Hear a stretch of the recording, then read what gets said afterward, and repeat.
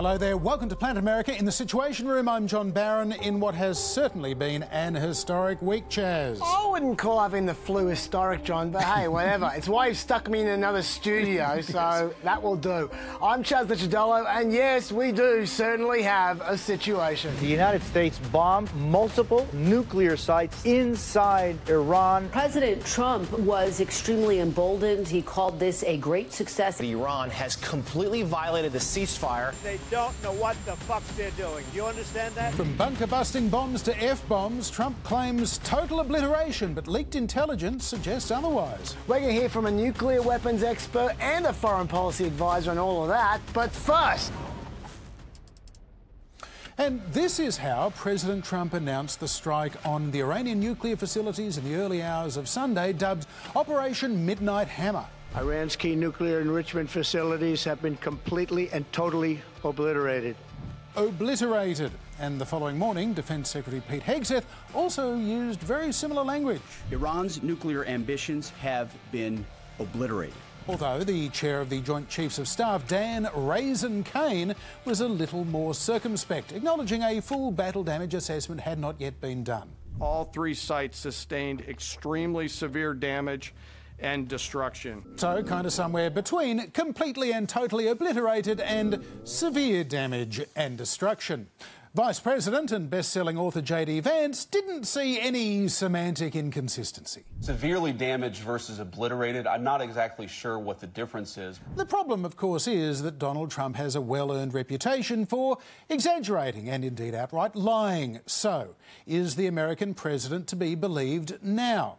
That's a question that I put to one of America's leading nuclear weapons experts, Dr David Albright, a physicist who worked with the International Atomic Energy Agency monitoring Iraq's nuclear program. We've been poring over satellite imagery of bomb sites since this started. What you see collectively is Iran really doesn't have a viable enrichment program anymore. I'm sure they have some stocks of uranium hexafluoride, but they're not huge. And so right there, it's a serious problem for Iran to replace that facility. And it is not going to happen over months. It'll be years.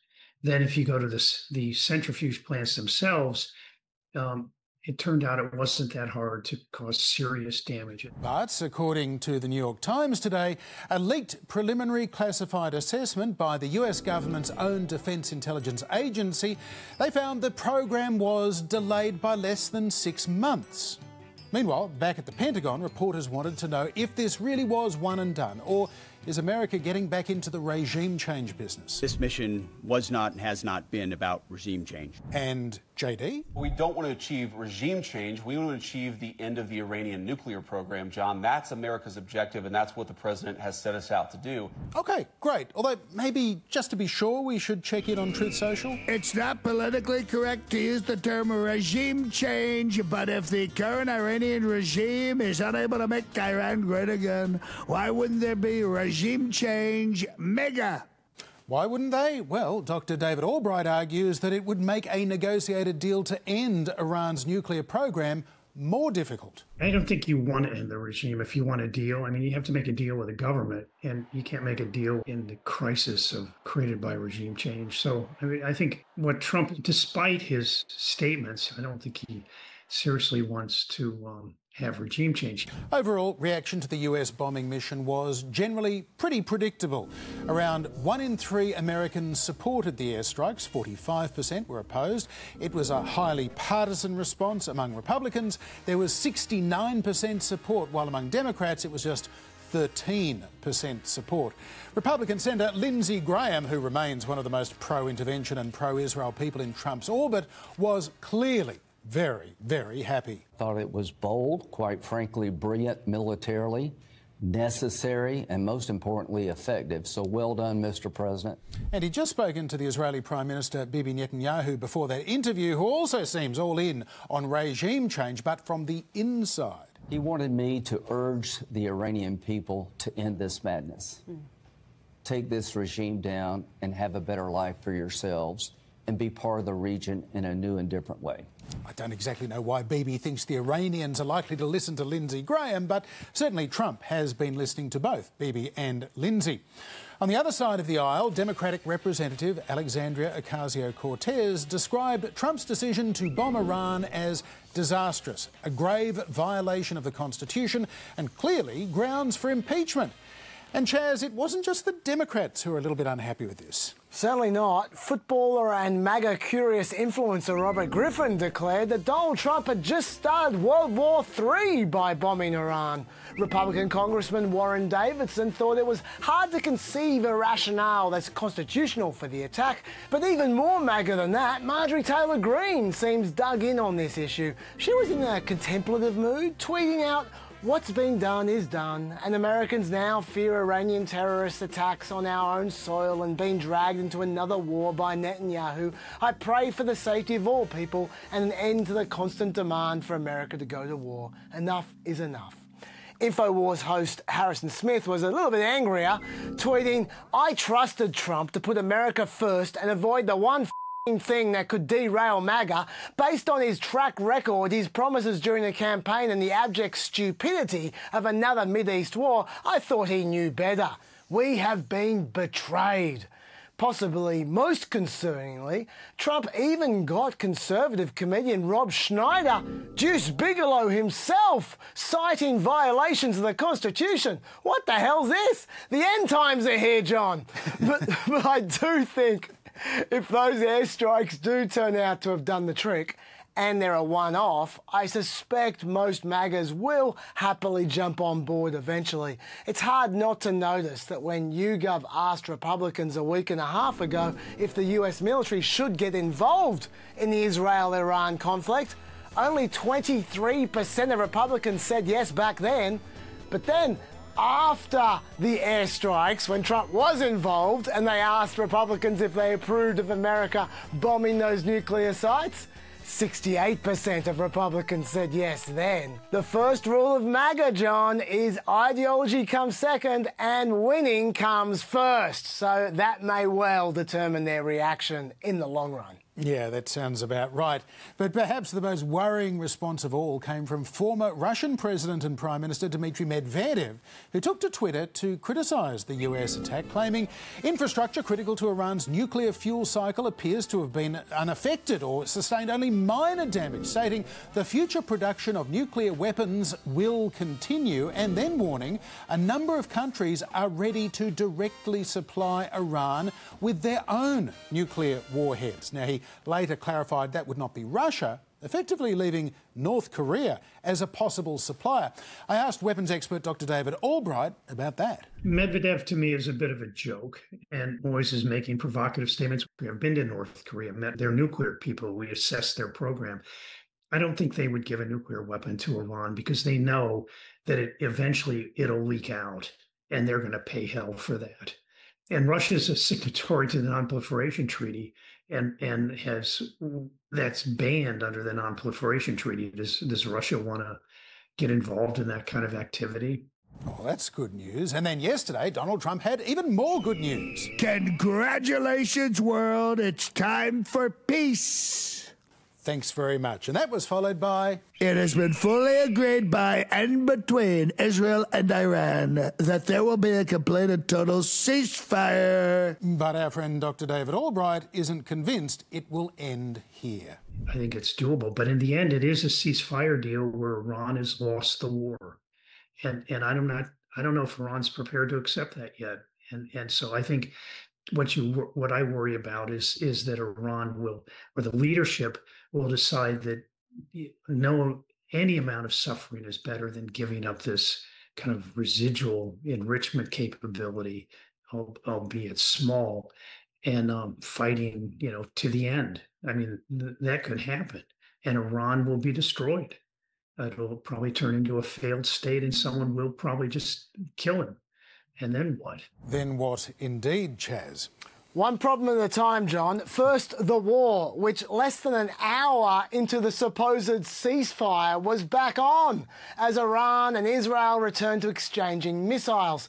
Fair to say Trump didn't enjoy that at all. We basically have two countries that have been fighting so long and so hard that they don't know what the fuck they're doing. Do you understand that? Yeah, I understand that.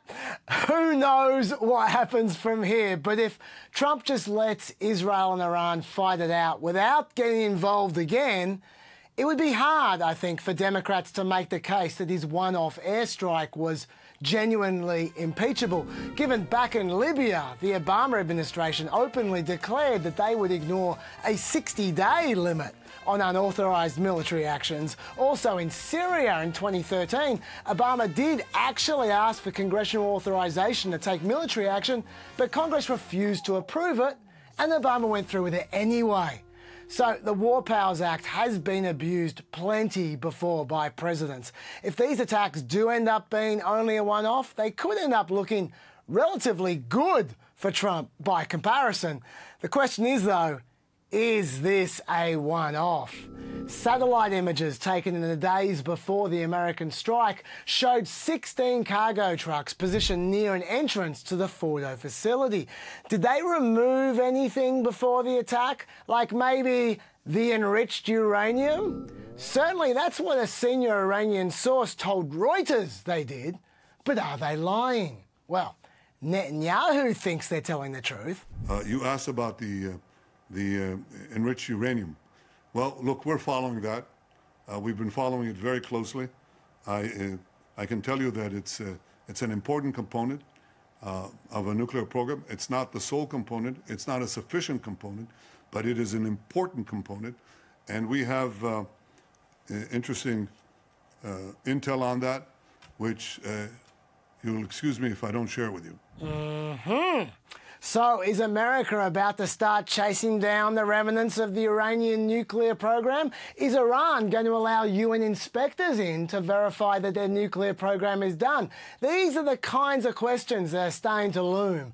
Either way, Trump will be relieved to know that Deuce Bigelow, at least, is back on side, saying, I was wrong, Trump is right, and he's glad that Trump is president. So it was a happy ending for the male gigolo, at least, John. Chaz, we'll forgive you because of your illness.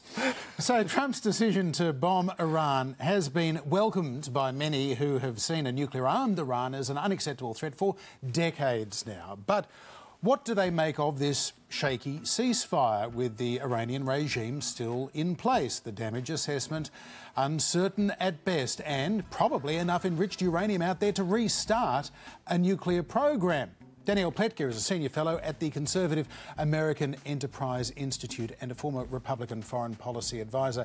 Danny Pletka, welcome back to the program. So according to the New York Times today, the Defence Intelligence Agency says that maybe they've only set back the Iranian nuclear program by a handful of months. Other experts have told us it's probably years. President Trump maintains it's been obliterated. Who do you believe? Because clearly it makes a big difference. Look, you know, this is reporting, and the idea that we've done a bomb damage assessment and that we know exactly how damaged Fordow, Natanz and Isfahan are just a few days after the strike is ridiculous. Yeah, maybe this is from the Defense Intelligence Agency. I don't have a security clearance anymore, so I don't know. I do know that when you drop a 30,000-pound bomb on a very, very sensitive and fragile site like a nuclear enrichment cascade, that the idea that when you drop 10 of them, nothing is going to happen seems to me to be not terribly reliable. Danielle, do you really care if America knows where the enriched uranium is now? Or has America already done the job if Iran can't use that uranium for a bomb? So that's a really great question. And that's one of the big sort of what's next of this entire US and Israeli operation in Iran. And for me, at least, as someone who has followed Iran's nuclear weapons program for more than 20 years, in fact, for more than 30 years, absolutely, we need to know. This is a staggering amount of uranium that has been enriched to 60%. It needs to be 90% for a nuclear weapon, and that 60 to 90 is just a tiny little leap. It's much harder to do the beginning part.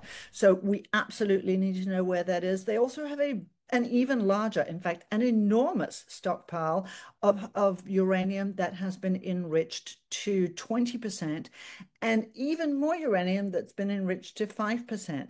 The idea that we don't care where the fissile material is and we're just sort of waiting for them to reconstitute their enrichment so they can take it from 60 to 90 and bomb someone seems crazy to me. We're hearing a lot this week, of course, about possible regime change in Iran. I wonder, at this point, what might that even look like? We have seen unbelievably mixed messages on the quote-unquote regime change from the President of the United States. One day he tweets out that if the Iranian leadership can't deliver a better Iran and won't give up their nuclear problem, then maybe regime change wouldn't be such a bad thing, and follows it with MAGA, right, a play on his own MAGA, make Iran great again. And then later on, 2 days later, he says, no, regime change is a terrible idea. That's not at all what we want. Now, you know, that is kind of the textbook definition of a mixed message. I don't know what he's thinking about that. The Israelis are not thinking about regime change, and I'll tell you something very important that people need to consider when they sort of throw around accusations here. The Israelis and we here in the United States know where the Iranian leadership is. We know where Ayatollah Khamenei is hiding himself. We know where the Iranian president is, where the Iranian foreign minister is, where the leadership of the country is. And there is a reason that they were not targeted in strikes either by Israel or by the United States. And that is because regime change is not part of this strategy.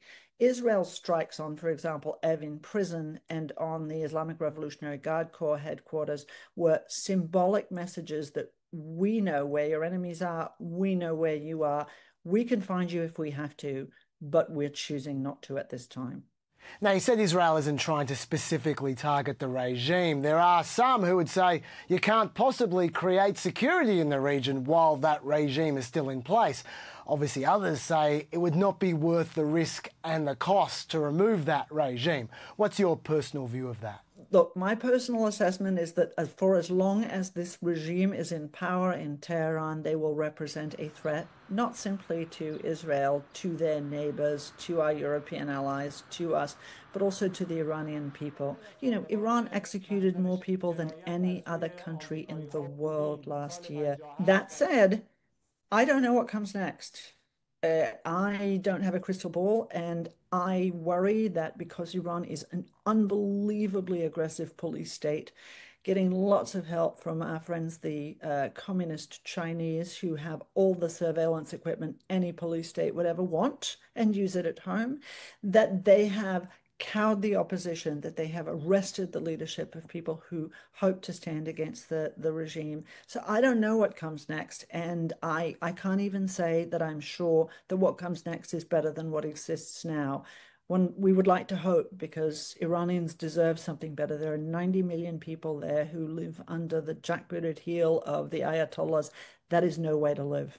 Danielle Pletka, thank you for joining us on Planet America. Nice of you to have me back.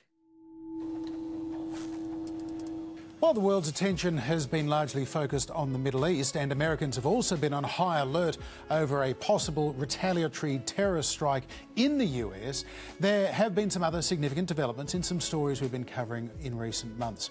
Following a federal court ruling, former Columbia University student and pro-Palestine activist Mahmoud Khalil has been released from an immigration detention centre in Louisiana after more than 100 days behind bars. No matter what this administration may try to portraying that immigrants are, whether criminals or any of that, trying to do all of this now. This simply is not true, and just to keep the fight against this administration. Khalil is a legal US resident. He's married to an American citizen with an American child. He was arrested by immigration officers in March after Secretary of State Marco Rubio ordered his expulsion for protesting against the war in Gaza because, Rubio said, Khalil's continued presence would harm American foreign policy. Meanwhile, another judge, this time in the state of Tennessee, has ordered Kilmar Abrego Garcia, an alleged people smuggler and gang member who was wrongfully deported to El Salvador before being returned to the United States, should be released from jail. However, The government is again expected to quickly detain him upon his release. And he could be deported for a second time before he even gets to stand trial on the criminal charges against him, Chaz. Yeah, but while those were wins of a kind for some potential deportees, millions of others were just delivered some bad news, John. The Supreme Court just ruled that, at least for now, until the case is heard properly, the administration is free to deport migrants to countries other than their homeland, like, say, to South Sudan, with minimal notice. Let me break that down. Migrants are currently allowed to challenge a deportation on the grounds that they might face mistreatment or torture in the country the government wants to deport them to. The question here is, after they hold that first removal hearing, if the government changes their mind about the country they want to send the migrant to, can the migrant challenge the new deportation because they might be mistreated in that new country? Well, the Supreme Court said, no, you can't. So now if the government can win an order for your removal at all, they can send you to any country they like with no notice whatsoever, and you can't do a thing about it, even if you could show that you'll be tortured in that new country. If you're wondering how they justified that ruling, they didn't. It was an emergency ruling, no reasons needed to be given, and they didn't give any. Department of Homeland Security Secretary Kristi Noem responded to the ruling with a screen cap of the judgment, plus this gif of Trump dancing. Classy. And this will make the administration's efforts to deport people to less salubrious countries like El Salvador, Libya, South Sudan a lot easier. And just a reminder, while the administration likes to say they're only deporting the worst of the worst, 65% of the migrants that ICE has recently arrested had no criminal convictions. And more than 93% of them hadn't been convicted of any violent offences. So this could impact a lot of people that Americans don't necessarily want to send to war zones and rogue nations, John. Yeah, and there certainly seem to be a lot of both of those things at the moment. And finally, in echoes of the George Floyd killing and the 1991 beating of Rodney King, a violent arrest of an undocumented worker by mask-wearing Border Control agents has gone viral this week. The video shows landscape gardener Narciso Barranco being restrained, spat upon and beaten by the agents and then bundled into a van, although the Department of Homeland Security quickly put out more vision of Barranco, which they claim show him assaulting federal law enforcement with a weed whacker. Barranco remains in immigration detention. His family says, yes, he did arrive illegally from Mexico in the 1990s. He's been seeking citizenship since then. He is a father to 3 sons, all of whom are current or former US Marines. And his family says that he wasn't resisting arrest, he just got scared, Chaz. Yeah, there are a lot of ICE officers behaving badly videos out there, John, at the moment. It's almost like creating a culture where people with guns don't wear uniforms, they don't show you their badges, they hide their faces with masks, they refuse to answer questions, they disappear suspects with impunity, and they show zero accountability, might lead to some of those people behaving badly. This was yet another example. New video into KTLA shows a federal agent jumping out of his vehicle and pointing a gun at someone trying to photograph his license plate number. We don't know the exact circumstances, but it was around the time several people were arrested this morning. I think ICE being out of control is about to become a thing really soon, John. The question is whether that's going to be before or after the big, beautiful bill gives them the best part of $200 billion to play with over the next few years. Yeah, what could possibly go wrong? And another story that's not been getting the coverage it usually would if there wasn't a war going on, a case to be decided by the United States Supreme Court, which could have big implications for birthright citizenship. Melina Wicks has more for us in the briefing room. On Trump's first day back in office, he signed an executive order to end birthright citizenship. The law that says if you're born in America, you get to be American, regardless of who your parents are. Trump was very clear on what he thinks of that rule. It's ridiculous. We're the only country in the world that does this with birthright, as you know. I do not know that, because it's not remotely true. In reality, more than 30 other countries have birthright citizenship, including America's neighbours, Canada and Mexico.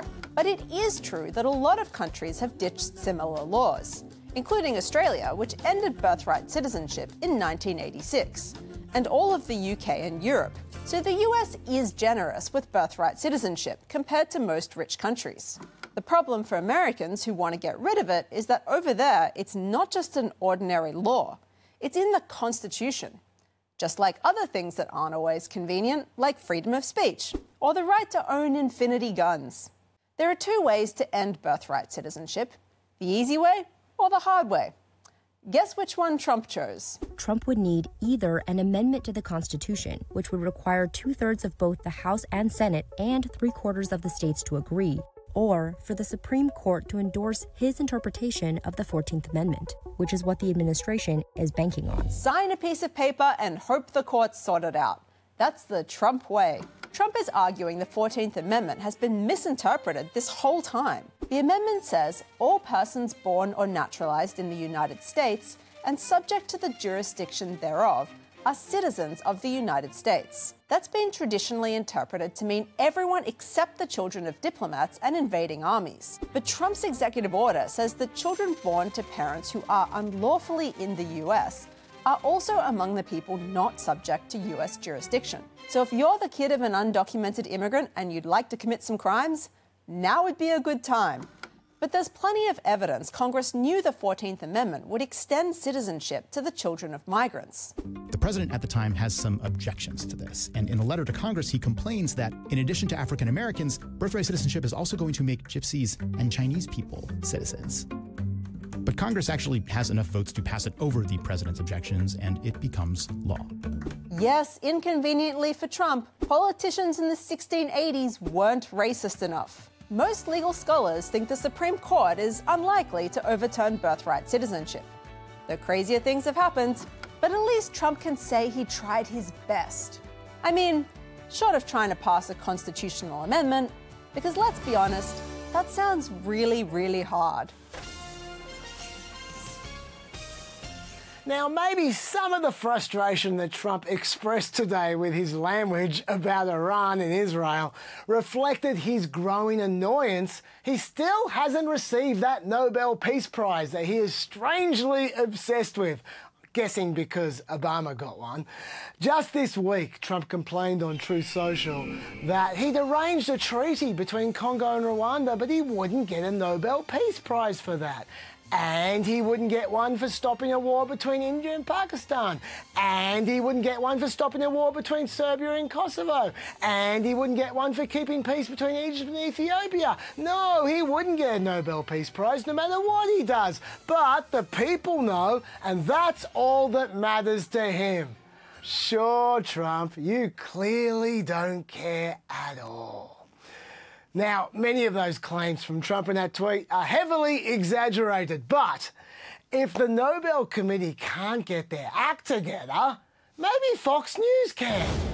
And Fox News awards the 2025 Nobel Peace Prize to Donald Trump for bombing Iran. He frankly should have earned the Nobel Prize tonight. The Nobel Peace Prize were worth anything anymore. I would say the president certainly deserves one. Not bombing Iran. I think what he's doing is putting together a deal. I hope all of you call for a Nobel Peace Prize for President Trump when this is all done. Raising tariffs. If Donald Trump can pull this off and get these countries to reduce their tariffs, he might win a Nobel Peace Prize. Rescuing astronauts. He's going to rescue the astronauts that Biden and Harris abandoned. After his first few weeks in office, Trump should be headed for a Nobel Peace Prize. Yelling at Zelensky. He said, you are gambling with World War III. If he doesn't get the Nobel Peace Prize after this, that thing, it means nothing. Bringing peace to the Middle East twice. People said he couldn't do it the first time. I think this is Nobel Prize worthy. Not to mention Rwanda and if you look at the Congo, or you could say Serbia, Kosovo. I mean, the big one is India and Pakistan. I should have gotten it 4 or 5 times. Congratulations to Donald Trump for an incredible